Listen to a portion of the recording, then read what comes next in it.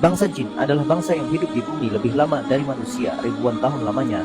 Dulunya mereka adalah pengelola bumi, namun karena banyaknya kerusakan, karena pertumpahan darah yang mereka lakukan, mereka pun diganti dengan manusia. Keberadaan mereka tidak dihapuskan, namun kehidupan mereka disembunyikan di balik dimensi lain di bumi ini, sehingga manusia tidak mampu melihat mereka, namun mereka leluasa melihat kehidupan manusia. Allah Subhanahu wa Ta'ala menciptakan jin dari nyala api tanpa asap. Bisa dikatakan jin adalah makhluk yang diciptakan dari energi, kemudian menjadi sesuatu bentuk makhluk hidup. Karena jin adalah makhluk energi, maka sebagian besar kemampuan jin juga berhubungan dengan energi, seperti berpindah tempat secara cepat seperti kilat petir, yang juga pada dasarnya adalah api. Bisa berubah bentuk dengan wujud sesuai apa yang ia inginkan. Hal ini bisa terjadi jika seseorang jin ingin menampakkan diri mereka kepada manusia, maka ia akan mengubah wujudnya dari wujud energi menjadi makhluk nyata seperti manusia. Jin juga bisa memindahkan satu benda dari satu tempat ke tempat yang lain dalam waktu yang sangat singkat. Ia merubah benda tersebut menjadi energi, kemudian ia kirimkan energi itu ke suatu tempat, dan di sana energi itu dirubah kembali menjadi benda semula. Prinsip kerjanya seperti handphone. Teks dalam sebuah SMS dirubah menjadi sinyal menuju handphone lain, dan tidak salah sasaran. Kemudian sinyal yang diterima diterjemahkan lagi menjadi teks. Kemampuan jin ini biasanya dipakai oleh para dukun untuk mengirimkan santet kepada korban. Dengan bantuan jin, paku atau pecahan kaca bisa ditransfer ke tubuh seorang korban. Kenapa para dukun tidak buka jasa pengiriman barang lewat santet? Jasa pengiriman barang super cepat via santet, 1 menit sampai.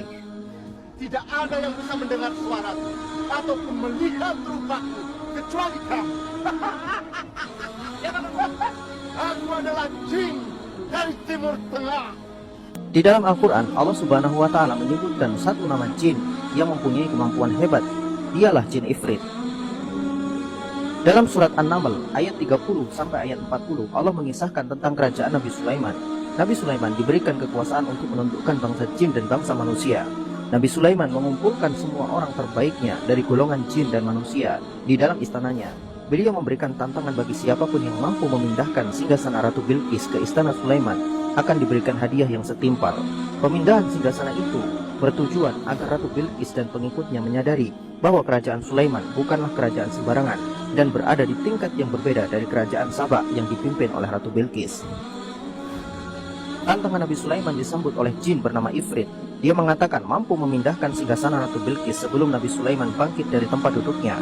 Tetapi seseorang dari kalangan manusia, dari ahli kitab, juga menerima tantangan itu. Ia mengatakan mampu mendatangkan singgasana Ratu Bilqis ke istana Sulaiman sebelum Nabi Sulaiman mengedipkan matanya.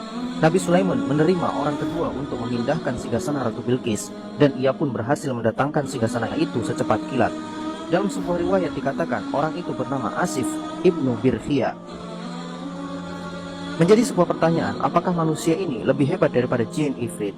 Jawabannya tentu tidak. Jin Ifrit mempunyai kekuatan yang besar dan hebat, dan itu memang kekuatan aslinya, kekuatan dirinya sendiri. Sedangkan manusia tadi dikatakan dalam tafsir Al-Qurtubi, ia tidak menggunakan kemampuannya sendiri, melainkan ia berdoa dengan Ismul Azam milik Allah Subhanahu wa Ta'ala, yang dikatakan hanya sedikit orang saja yang mengetahuinya.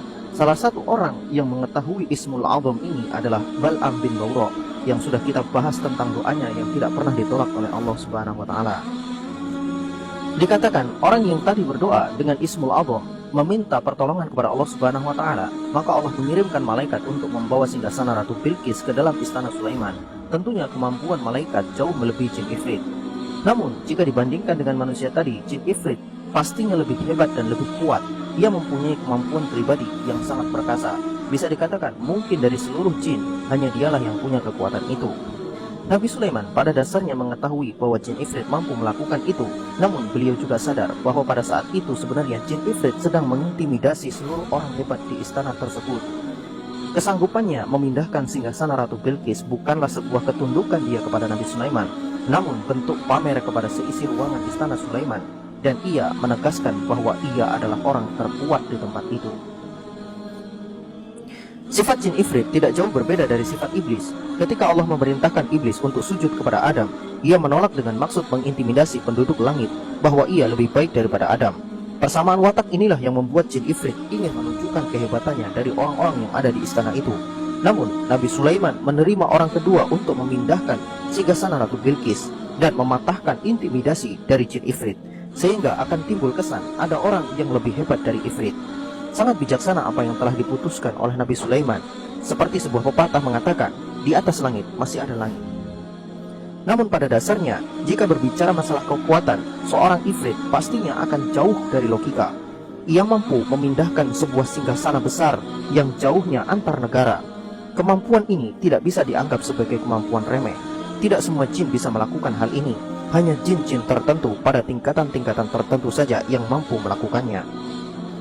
Kekuatan jin Ifrit ini adalah kekuatan yang paling diinginkan oleh teknologi saat ini, di mana sebuah benda bisa dirubah menjadi energi, kemudian dikirimkan ke satu tempat dengan kecepatan nyaris setara sinyal HP.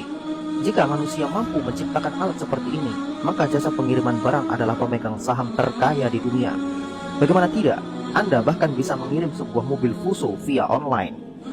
Tidak hanya itu, Anda juga bisa merubah mobil itu menjadi energi, kemudian disimpan di satu alat. Jika Anda butuh, Anda bisa mengeluarkan mobil tersebut dari alat Anda, dan mobil yang tadinya berupa energi akan kembali menjadi mobil seperti semula. Tapi saya berharap semoga alat seperti ini tidak pernah ditemukan, karena saya takutnya nanti menculik istri orang akan lebih gampang.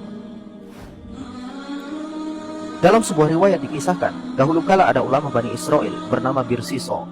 Ia terkenal alim dan soleh. Suatu hari datang 3 bersaudara menitipkan adik wanita mereka kepada ulama tersebut, karena mereka harus berperang berjihad melawan kekafiran. Ulama tersebut menempatkan si gadis itu di suatu ruangan yang terpisah jauh dari ruangan miliknya. Dia hanya datang 3 kali sehari untuk memberikan makanan, yang ia letakkan di depan pintu kamar wanita itu. Saat itulah datang Ifrit untuk menggoda ulama tersebut dan wanita itu. Mulanya Ifrit menggoda keduanya untuk saling tegur sapa. Lama-kelamaan mereka saling mengobrol dan semakin dekat, hingga mulailah timbul rasa cinta di hati kedua orang itu. Pada akhirnya keduanya melakukan perzinaan hingga si wanita itu hamil. Ulama itu pun ketakutan dan akhirnya membunuh wanita itu dan bayi yang ada di dalam rahimnya. Ia kemudian menguburkan jasad wanita itu di dalam kamarnya. Ketika 3 kakaknya datang dari berjihad, ulama itu menjelaskan bahwa adik perempuan mereka telah pergi entah kemana dan ulama itu tidak tahu. Namun, di malam harinya, salah satu dari 3 kakaknya tadi bermimpi bahwa adiknya telah dihamili dan dibunuh, kemudian jasadnya dikuburkan di kamarnya. Setelah terbukti, maka ulama tadi disiksa dan kemudian disalib hingga mati.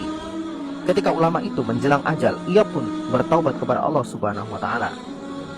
Namun, Ifrit kembali datang. Ia berkata, "Aku bisa membebaskanmu kalau kamu mau." Ulama itu berkata, "Kalau begitu lepaskanlah aku. Aku ingin menebus kesalahanku dan bertaubat kepada Allah Subhanahu wa Ta'ala." Ifrit berkata, "Kalau begitu aku berikan kepadamu satu syarat." Ulama itu kembali bertanya, "Apa syaratnya?" Ifrit mengatakan, "Kamu harus menundukkan kepalamu kepadaku dan memohon kepadaku seperti kamu memohon kepada Allah Subhanahu wa Ta'ala." Ulama itu pun terdiam sejenak, kemudian setuju dengan syarat yang diberikan oleh Ifrit.